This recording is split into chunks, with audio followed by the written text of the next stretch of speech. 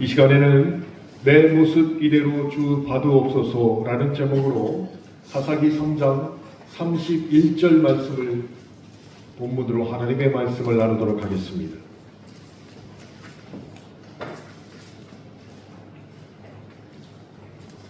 구약성경 365쪽에 있는 사사기 3장 31절 한 구절의 말씀을 함께 읽겠습니다. 에훗 후에는 아낫의 아들 삼갈이 있어 소 모는 막대기로 블레셋 사람 600명을 죽였고 그도 이스라엘을 구원하였더라.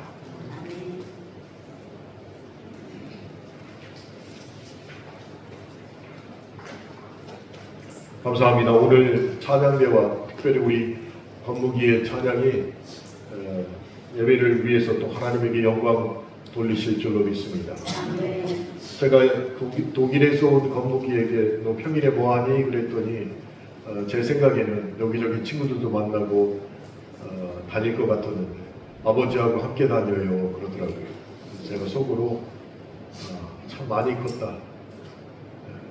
우리 임재성 집사님께서 매일 전국을 다니시면서 일을 처리하시는데 아버지가 걱정돼서 아버지랑 함께 다녀요 그러더라고요.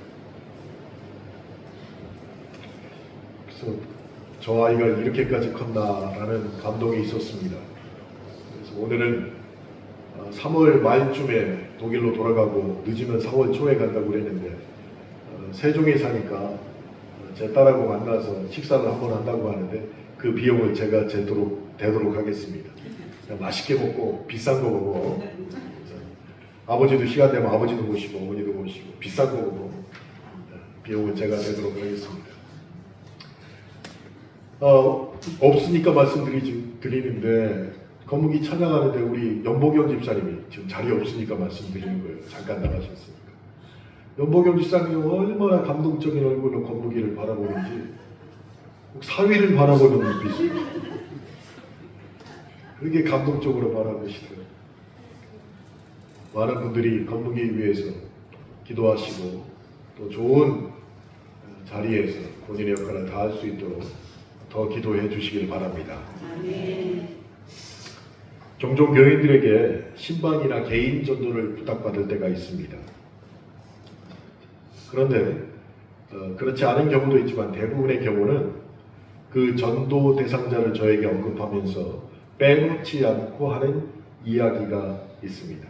목사님, 그분 재능이 굉장히 많습니다. 그래서 그 사람이 예수만 믿게 되면 정말로 교회에도 큰 도움이 되고 목사님 사역하시는데도 아주 든든한 배경이 될 겁니다. 그러니 꼭 전도해 주세요. 혹은 목사님, 그 사람 굉장히 부자예요.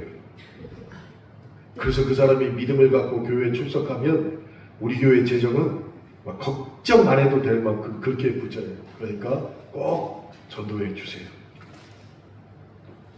다른 경우는 목사님, 그 사람 영향력이 대단한 사람입니다.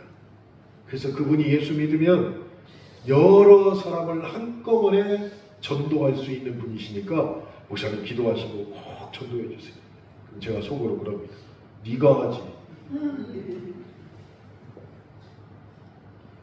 그런데 그런 부탁은 선의의 부탁이지요. 전혀 악의가 없고 진심으로 사람들이 많아지는데 어떤 사람이 많아지냐? 구원받는 사람이 많아지기를 바라는 선의의 부탁이었습니다. 그런데 그 선의의 부탁 뒤에 한 가지 옳지 않은 생각이 끼어 들어가 있음을 시간이 지난 다음에 알게 됩니다. 그게 무엇이냐? 하나님도 재능을 가진 사람들이나 재력을 가진 사람 혹은 영향력을 가진 사람을 더 좋아하신다라는 생각이 들어가 있으면 안 된다는 것이에요. 그래서 그런 사람들을 하나님이 쓰신다는 편견의 문제가 선의의 부탁 마지막에 숨어 들어가 있는 경우가 많다는 것이에요.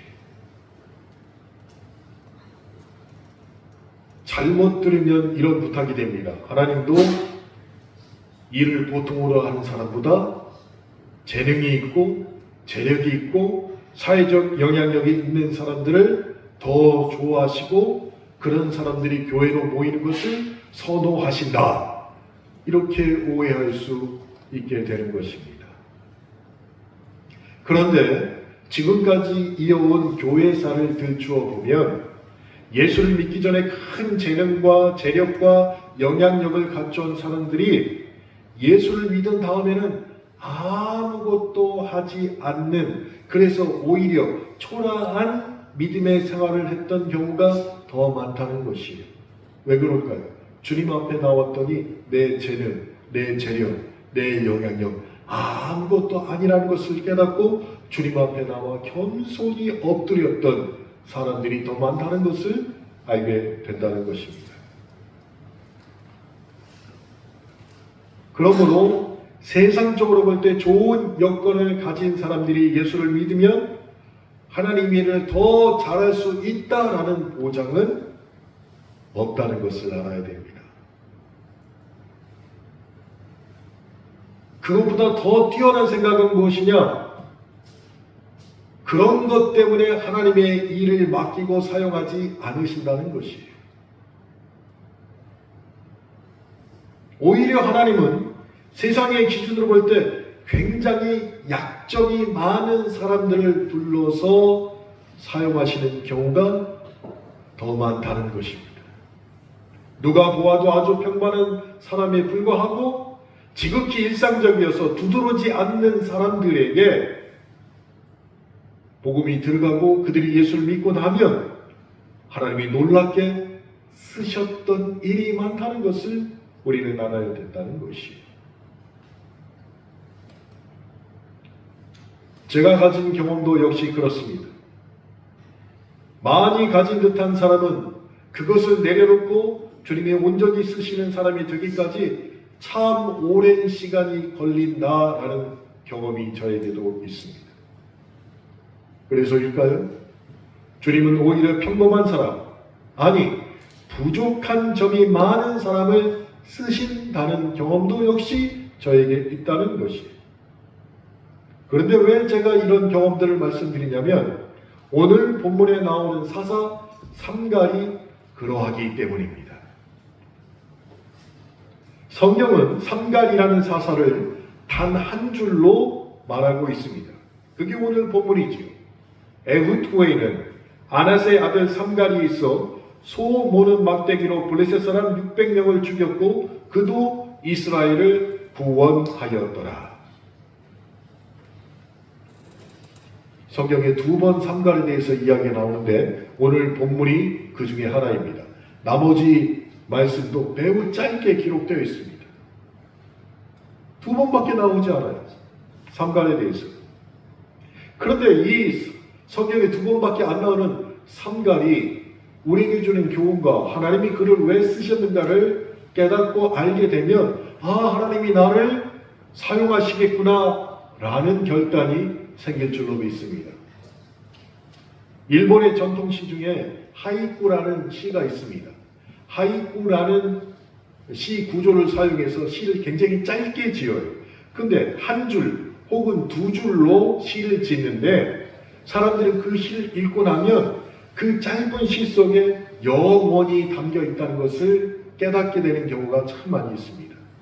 예를 들면 이런 것입니다. 여러분, 가나의 혼인잔치에서 예수님께서 첫 번째 기적을 행하셨죠. 자, 이것을 한 줄로 한번 표현해 보세요. 포도주가 물로 변하는 이 놀라운 첫 번째 기적을 한 줄로 한번 표현해 보세요. 뭐라고 해야 될까요?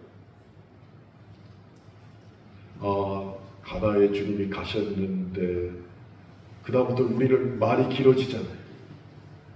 하이쿠 이 시 구조를 사용해서 한 줄로 표현하면 이런 것입니다. 물이 주인을 만났더니 얼굴이 붉어졌다. 무슨 뜻인지 아시겠어요? 물이 포도주로 바뀌었잖아요. 그 물의 주인은 하나님이셨잖아요. 물이 주인을 만났더니 얼굴이 붉어졌다. 이렇게 한 줄로 표현하는 게 하이쿠라는 시 구조입니다. 그런데 오늘 본문, 특별히 삼갈에 대해서 하나님이 한 줄로 그를 표현하셨습니다. 이 한 줄이지만 이 한 줄을 통하여서 우리는 깊은 교훈을 얻을 수 있다는 것이에요. 그 교훈에 대해서 오늘 말씀드리려고 합니다.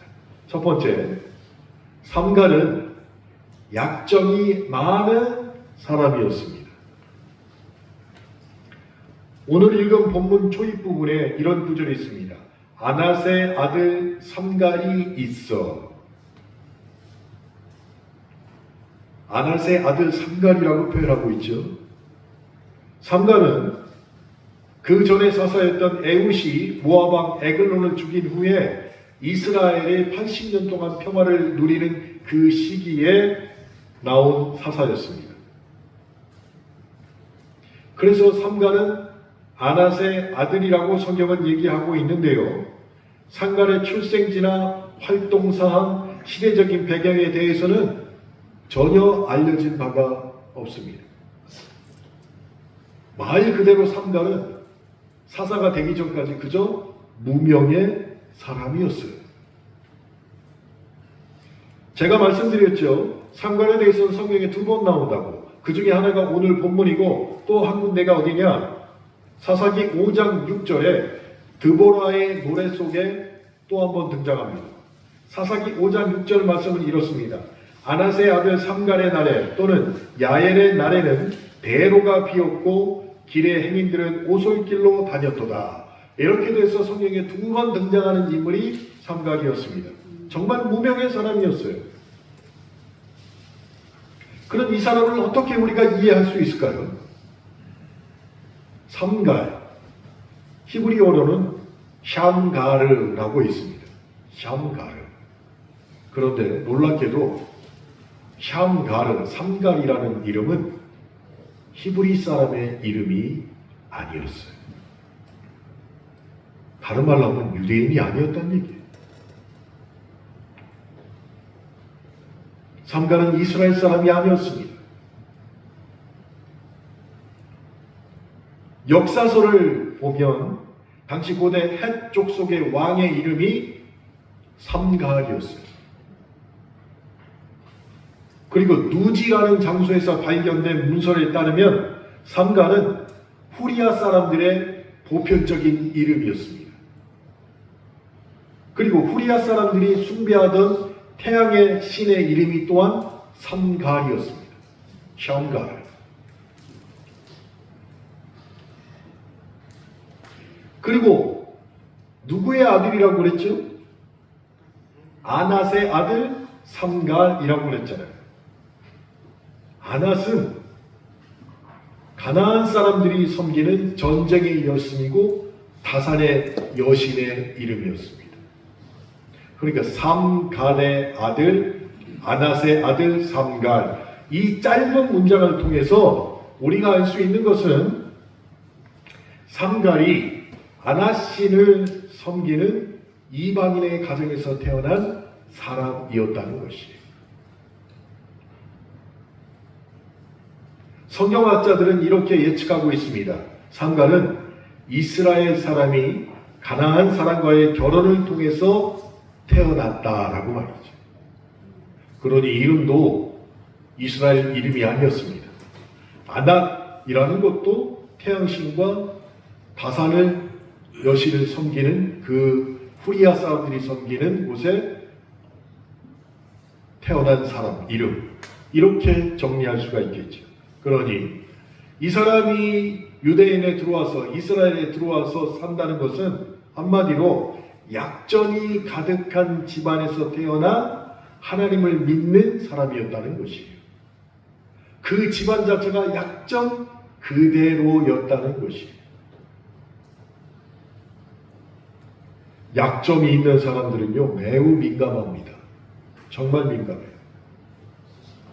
제가 지난번에 머리를 깎았을 때 저도 그렇고 집안에 있는 우리 가족들도 그렇고 아유 머리 참 이쁘게 잘 깎았다 그랬어요. 지난번에. 그래서 머리를 제가 계속 길렀습니다. 단발을 하려고. 근데 머리를 길다 보니까 머리가 얼마나 무거운지 안 되겠다 싶어가지고 미용실에 가서 나 기르려고 했는데 안 되겠으니까 잘라달라고. 목사님 어떻게 깎을까요? 아니 머리 깎는 데는 미용사가 전문이지 내가 뭐 얘기한 대로 잘라줘. 마음대로 하라고. 이렇게 딱 깎아줬어요. 그래가지고 아무것도 안 바르고 집에 갔더니 우리 아내하고 애들이 보고 아빠 머리가 뭐라고 그랬어요 그때? 아 찐따 같다는 거예요 머리가. 아빠 머리가 찐따 같아요 그러는 거예요. 내가 깜짝 놀랐어요. 나는 마음에 드는데 나를 보더니 찐따 같다고 그러는 거예요. 아니 그래 내가 너무 어이가 없어가지고 그래서 어제부터 제가 무스를 바르고 스프레이를 뿌려가지고 머리를 이렇게 딱 고정을 하고 다닙니다. 왜요? 머리가 찐따 같다는 약점을 가지고 오늘 교회 와서도 똑같이 느꼈어요. 마리아 여전도회가 식사 준비를 하고 있는데 우연치 않게 제가 그 앞에 있었고 같이 이야기를 하게 되는데 우리 박선옥 집사가 우리 남편 이근철 집사는 자기 아들하고 똑같다는 거야. 뭐가 똑같은데? 뚱땡이래. 내 앞에서 뚱땡이래. 제가 상처를 많이 받았어. 이근철 집사하고 나하고 똑같이 뚱땡이라는 거야. 그래서 내일부터 또 저는 다이어트에 또 들어갈 겁니다. 왜요? 약점이기 때문에. 약점이 있는 사람들은 사람들 앞에 드러나기를 싫어해요. 눈에 특별히 보이는 약점이 있으면 그것으로 인해서 비난을 받을까봐 웬만하면 숨고 웬만하면 사라집니다. 삼갈이 그랬다는 것이. 유대인에 들어있지만 정통 유대인이 아니었고 이스라엘 사람과 가나안 사람들 사이에서 결혼했으며 이방인을 섬기던 그 집안에서 태어났던 사람이기에 뭘 할 수도 없고 그냥 소 모는 막대기로 소만 치던 무명의 사람, 그 사람이 삼갈이었다는 것이에요. 이 말씀을 들으면 아브라함이 생각나지 않습니까? 아브라함 또한 우상을 만드는 집안에서 태어났습니다. 그렇지요? 뿐만 아닙니다. 마태복음 1장에 나오는 예수님의 족보에 오른 5명의 여인이 있습니다. 이 5명의 여인 중 마리아 한 명을 빼놓고는 다 약점과 아픔을 가진 사람이었어요. 다말, 룻, 라하, 우리아의 아내 밧세바, 이 4명이 다 정말로 약점이 있고 아픔이 있던 사람들이었습니다. 그런데 어떻게 됐습니까? 하나님이 그렇게 약점과 아픔이 있는 사람들을 쓰셨고 예수 그리스도의 족보에도 올리셨다는 것입니다. 그래서 하나님은 약한 자의 복음이라고까지 일컬어지는 그 내용을 고린도전서에 기록하고 있는 것이에요. 고린도전서 1장 26절부터 28절은 이렇게 말씀하십니다. 형제들아 너희를 부르심을 보라. 육체를 따라 지혜로운 자가 많지 아니하며 능한 자가 많지 아니하며 문벌 좋은 자가 많지 아니하도다. 그러나 하나님께서 세상에 미련한 것들을 택하사 지혜 있는 자들을 부끄럽게 하려 하시고 세상에 약한 것들을 택하사 강한 것들을 부끄럽게 하려 하시며 하나님께서 세상에 천한 것들과 멸시받는 것들과 없는 것들을 택하사 있는 것들을 패하려 하시라니. 그렇습니다. 우리의 태어나고 자라온 배경은 우리에게는 문제가 될 수 있지만 하나님에게는 아무런 문제가 되지 않는다는 것입니다. 살아오면서 그 어떤 상처가 있어도 하나님에게는 상관없다는 것입니다. 하나님은 그 어떤 사람도 사용하십니다. 그렇다면 우리가 여기서 마음을 굳게 잡고 결단해야 될 것은 하나님 앞에서 핑계대지 말아야 한다는 것입니다. 사람 앞에서 핑계댈 수 있습니다. 그러나 하나님 앞에서는 결코 핑계대지 마시기 바랍니다. 사람도 역시 그렇습니다. 한때 회자되었던 징기스칸의 어록이라는 시가 있습니다. 징기스칸이 누군지는 다 아시죠? 그 사람이 이렇게 얘기했습니다. 집안이 나쁘다고 탓하지 말라. 나는 9살 때 아버지를 잃고 마을에서 쫓겨났다. 가난하다고 말하지 마라. 나는 들쥐를 잡아먹으며 연명했고 목숨을 건 전쟁에 그것이 내 직업이고 내 일이었다. 작은 나라에서 태어났다고 말하지 말라. 그림자 말고는 나는 친구도 없었고 병사는 10만, 백성은 어린애뿐 노인까지 합쳐 200만도 되지 않았다. 배운 게 없다고 힘이 없다고 탓하지 말라. 나는 내 이름도 쓸 줄 몰랐으나 남의 말에 귀 기울이면서 현명해지는 법을 배웠다. 너무 막막하다고 그래서 포기해야겠다고 말하지 말라. 나는 목에 칼을 쓰고도 탈출했고 뺨에 화살을 맞고 죽었다 살아나기도 했다. 적은 밖에 있는 것이 아니라 내 안에 있었다. 나는 내게 거추장스러운 것들을 깡그리 쓸어버렸다. 나를 극복하는 그 순간 나는 징기스칸이 되었다. 삼갈이 만약에 이 말을 들었다면 이렇게 말했을 것 같습니다. 약점 있는 글을 하나님이 쓰시는 그 순간 나는 사사가 되었다. 약점이 있지만 하나님이 들어 쓰십니다. 기대하시길 바랍니다. 둘째로 삼갈은 평범한 사람이었습니다. 이스라엘 사람이 아니었던 삼갈이었지만 무언가 특별한 게 있어서 하나님이 쓰신 것이 아니겠냐 이렇게 우리는 생각할 수도 있습니다. 그래서 마치 스포츠를 가지고 그 주특기로 귀한 선수들처럼 특별한 재능이 있으니까 우리나라로 귀화하십시오 라는 것처럼 삼갈이 무슨 특별한 재능이 있으니까 하나님이 들어 쓰신 것이죠. 그렇지 않다는 것입니다. 삼갈은 지극히 평범한 사람이었습니다. 소 모는 막대기를 가지고 농부나 목축업을 하는 사람이었어요. 그가 특별한 소명을 받기 전까지는 농부로서 땅을 일구며 살았던 사람입니다. 그는 결코 무림의 고수처럼 세상을 등지고 농사일을 하면서 은둔 생활을 하던 사람이 아니었다는 것이에요. 그런데 그러던 어느 날 하나님이 부르시는 소리가 그에게 들려옵니다. 아마도 이때 삼갈은 아침부터 그저 농사일을 하던 사람이 어떻게 하나님의 특별한 일을 할 수 있겠느냐라는 의구심이 들었을 것입니다. 그럼에도 불구하고 그는 하나님 말씀에 순종했습니다. 그랬더니 하나님이 이 평범한 사람을 사용하신 것입니다. 삼갈이 왜 평범했을까요? 삼갈이 사용했던 무기만 보아도 우리는 그의 평범함을 알 수 있습니다. 사사기 3장 앞에 말했던 에훗은 모압 에글록을 죽이려고 자신이 만든 30cm가 넘는 칼을 허벅지에 차고 들어갔잖아요. 무기가 칼이었습니다. 그런데 삼갈의 무기는 무엇인지 오늘 본문에 나와 있죠. 소 모는 막대기가 그의 무기였어요.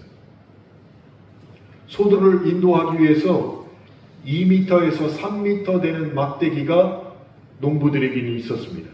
그 끝부분은 뾰족하게 되어 있어서 소를 찌르고 마지막은 괭이 같은 것을 붙여가지고 흙을 떨어내는 용도로 사용됐던 소 모는 막대기였어요. 그렇게 비전문가인 삼갈이 용사로서 잘 훈련된 블레셋 군대 600명을 소 모는 막대기로 때려 죽였다는 것이에요. 블레셋 군사들이 혼비백산했습니다. 이 모습을 볼 때 저에게는 마치 모세의 지팡이처럼 보잘것없는 그 막대기가 하나님에게 쓰임받게 되자 엄청난 능력을 발휘하게 되었던 이 과정이 떠올랐던 것이에요.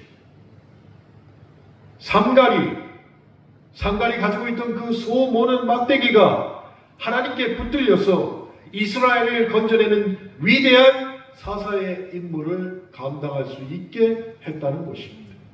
그러니 여러분, 예배 때마다 지팡이 짚고 오는 우리 한나 여전대 회원님들 무시하지 마시기 바랍니다. 그 지팡이가 하나님에게 쓰임받는 순간 누구도 그분을 상대할 수 없기 때문에 자랑스럽게 지팡이를 짚고 교회로 오시기 바랍니다. 여러분, 저도 지극히 평범한 소시민 중에 한 사람이고 여러분도 역시 그렇습니다. 그런다 할지라도 의기소침하시지 마시기 바랍니다. 우리의 평범함이 하나님의 손에 들어가면 위대하게 쓰임 받을 수 있다라는 확신을 가지시기 바랍니다. 이런 경우는 신약에도 있죠. 어린아이의 손에 들려있던 보리떡 5개와 물고기 2마리, 이 평범하고 적은 도시락이 주님의 손에 들어갔을 때 일어났던 기적, 우리가 다 알고 있지 않습니까? 상관의 손에 들려있던 소모는 막대기를 사용하여서 이스라엘을 구한 하나님은 오늘도 우리의 평범함을 사용하시기를 원하신다는 것이에요. 우리에게 사람 앞에 내놓을 많은 것보다 감추고 싶은 약점이 많지만 하나님은 그러한 것들을 이용하여 하나님의 일을 만드신다는 것입니다. 그래서 우리의 부족함이 전능하신 하나님을 의지하게 되면 우리의 부족함이 감사의 요인이 될 수 있다는 것입니다. 어제 논산 한빛진예교회 강신정 목사님의 따님의 결혼 필요한 감사 예배가 있었습니다. 결혼은 4월 달에 하는데 논산에 계신 분들이 서울까지 가는 게 너무 힘드니까 피로연을 먼저 했어요. 장경동 목사님이 설교하시고 총회장도 오시고 여러 훌륭한 목사들이 많이 오셨습니다. 근데 그 중에 대구에서 목회하시는 황일구 목사님이 계세요. 황일구. 지금 교회가 8군데예요. 그래서 주일날마다 아침부터 시작해서 저녁까지 8군데 교회를 쫙 돌면서 설교를 하시고 돌아오십니다. 제가 대학원 다닐 때 한 가지 과목을 또 저에게 말씀하시던 교수님이기도 하시고, 근데 이름이 일구예요. 그 이제 목사님들끼리 다 따로 모였을 거 아닌데 일구 옆에 일구가 앉아있는 그 모습을 보고 장계동 목사가 들어오면서 하시는 거예요. 야, 일구가 둘이니까 정신이 없다 그러시니까 일구 옆에 일구. 또 강병민 목사님도 오셨습니다. 강신정 목사님하고 동기들. 그 목사님들이 식사를 하는데 보니까 한 80명이 넘는 목사님들이 사모님하고 참석하셔서 목사님들이 따로 필요하고 교인들 따로 필요했어요. 목사님 너무 많아가지고. 목사가 많으니까요. 여기 봐도 목사, 저기 봐도 목사. 정말로 목사님이 너무 많았어요. 목사가 그렇게 많으니까 교인들이 못 들어오시고. 여러분, 그때 한 분의 목사님이, 정말 나이 많은 목사님이 일어나시더니 제가 다 먹었으니까 자리가 없는 그 교회의 교인들, 여기 와서 앉으세요. 그러니까 먹고 계속 떠들던 목사님들이 그 노예 목사님 여기 와서 앉으세요 하니까 눈치를 보고 다 일어나시잖아요. 다 일어나. 그러니까 교인들이 와서 쫙 앉을 수 있게. 만약에 나의 목사인데 목사 따로 먹고 교인들 따로 먹으라고 했는데 먹고 난 다음에도 계속 오래간에 만났으니까 입 아까하고 있으면 교인들은 먹을 데가 없어서 다른 데 가서 드셔야 되잖아요. 한 분이 일어나서 다 먹었으니까 와서 앉으세요. 그러면서 하시는 말씀이 우리도 교인이고 저분들도 교인 아니냐, 하나님 앞에서. 그래서 다 일어나서 교인들이 와서 먹고 목사님들은 밖에 나가서 얘기하게 된 것이. 하나님 눈에는 다 약점이 가득한 우리라는 것을 아시기 바랍니다. 하나님 눈에는.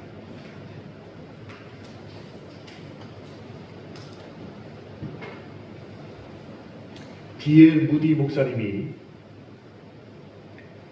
곳곳을 다니시면서 복음을 전하셨습니다. 복음을 전하고 다른 곳으로 이동하기 위해서 보침을 싸고 있는데 한 소녀가 달려왔습니다. 그리고 이렇게 얘기합니다. 목사님, 저도 목사님처럼 하나님의 사랑을 받고 싶어요. 저도 하나님의 사랑을 깨닫고 싶습니다. 무디 목사가 이렇게 대답했습니다. 하나님께서 너를 어떻게 쓰실는지 성경을 읽어보려. 그런데 소녀가 이렇게 대답합니다. 목사님, 저는 글을 배우지 못해서 성경을 못 읽어요. 다시 무디 목사님이 질문을 합니다.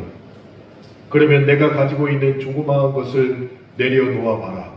조그마한 헌금이라도 내려놓고 하나님 앞에 그것을 써달라고 기도해 보려구나. 근데 더 어두워진 표정으로 소녀가 답을 합니다. 목사님, 우리 집은 가난해요.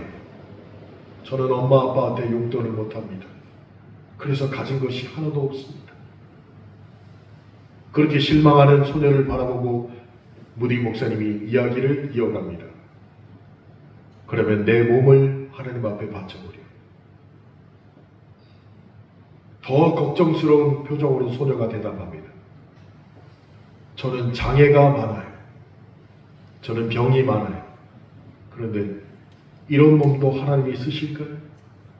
하나님이 사랑하실까요? 정말로 하나님이 받으실까요? 소녀의 대답을 들은 무디 목사님이 너무나도 다정스럽게 대답했습니다. 그럼 하나님이 너를 사랑하신다. 그 몸을 하나님이 받으시길 원하신다. 대답을 들은 소녀의 얼굴이 환해지면서 눈물을 흘리며 그 얼굴이 천사처럼 변하게 되었습니다. 그리고 무릎을 꿇고 하나님 앞에 서원 기도를 하게 되었습니다. 그 얼굴이 사람의 얼굴이 아니었어요. 무디 전도단이 둥그렇게 둘러서서 그 소녀의 몸에 손을 얹고 축복 기도를 했습니다. 그때 그 소녀가 중얼중얼하며 기도하기 시작했는데 그 기도의 내용이 이렇습니다. 하나님, 내 모습 이대로 받으세요. 하나님, 내 모습 이대로 받으세요. 그 기도에 영감을 받은 해밀턴 여사가 조용히 시를 써내려갔습니다. 그리고 그 시가 쓰인 종이를 땅에 잘못해서 흘리게 되었는데 그 종이를 주워든 사람이 생키라는 사람이었어요. 그 시를 보고 하나님이 주신 영감으로 피아노 앞에 앉아서 곡을 붙이기 시작했습니다. 그리고 찬송가가 탄성하게 되었습니다. 이 노래가 울려 퍼진 곳곳마다 상처난 심령들이 치료를 받았고 이 노래가 불리는 곳곳마다 연약한 사람들이 새 힘을 얻었고 절망에 사로잡혀 삶을 포기하려던 사람들이 새로운 용기를 얻게 되었습니다. 이 노래를 부르는 수많은 젊은이들이 하나님 앞에 나와서 주님, 나를 쓰시겠습니까? 주님, 내 모습 이대로 받으시겠습니까? 라고 고백하며 하나님의 위대한 선교의 대열에 동참하게 되었습니다. 그 노래가 찬송가 214장입니다.